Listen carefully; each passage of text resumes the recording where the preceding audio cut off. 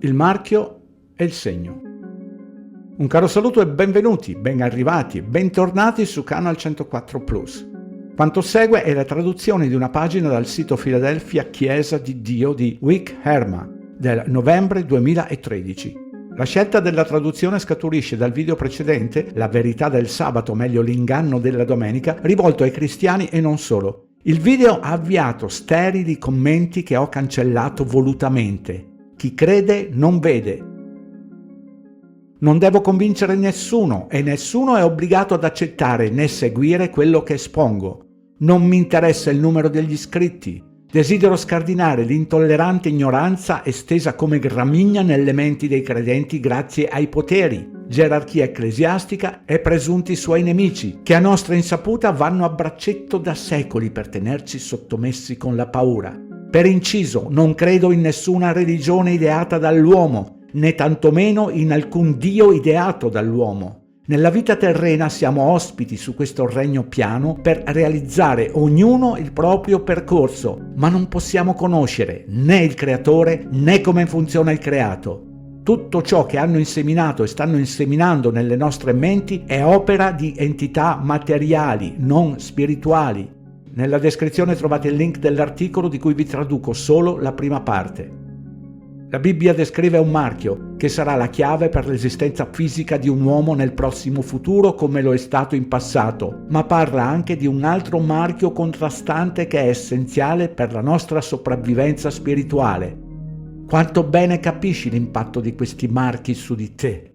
Devi saperlo. È una questione di vita o di morte. Il segno più importante che la Chiesa di Roma ha impresso al cristianesimo moderno è stato il cambiamento nell'osservanza del sabato. Questo segno è stato un segno di potere sin da Giustiniano. La domenica è il nostro segno di autorità. La Chiesa è al di sopra della Bibbia e questo trasferimento dell'osservanza del sabato è la prova di questo fatto. Da The Catholic Record of London, Ontario, 1 settembre 1923. Osservando la domenica, i protestanti si sottomettono all'autorità del Vaticano su di loro. Presto la risurrezione finale del Sacro Romano Impero sfiderà tutti a osservare la domenica ed altro. Il più piccolo dei comandamenti? La maggior parte delle persone ha accettato di buon grado l'osservanza della domenica. Pochi hanno mai tentato di dimostrarne l'autorità. La stragrande maggioranza di coloro che si definiscono cristiani crede che il sabato sia un giorno qualsiasi che si rispetti per Dio e che il sabato del settimo giorno sia stato creato per gli ebrei. Gesù Cristo afferma il contrario. Il sabato non è stato creato per gli ebrei, ma per tutta l'umanità. Marco 2,27. Dio lo creò subito dopo la creazione dei primi esseri umani. Genesi 2,2,3.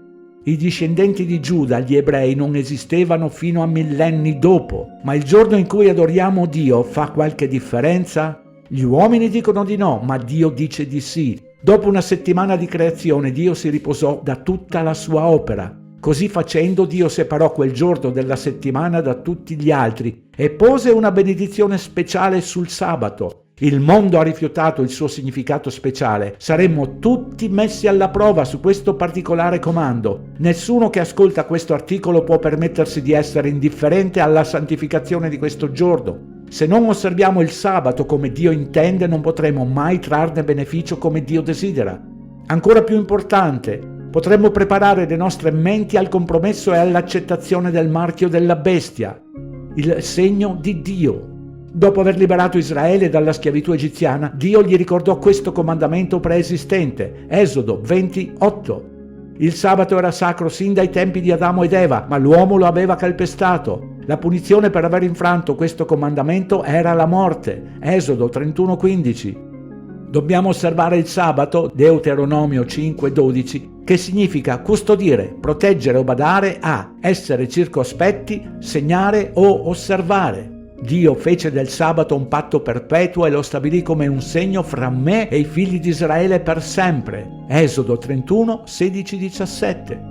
Coloro che commemorano il significato speciale di questo giorno come Dio intende sono distinti da questo segno. Ma nel corso della storia il popolo di Dio si ribellò al suo creatore e non riuscì a mantenere il sabato sacro. Oggi persino la maggior parte del popolo di Dio che ha conosciuto il sabato lo sta abbandonando. Rinunciare a questo segno fu una delle ragioni principali per cui Israele andò in cattività e perse la sua identità. Ezechiele 20, 12, 13.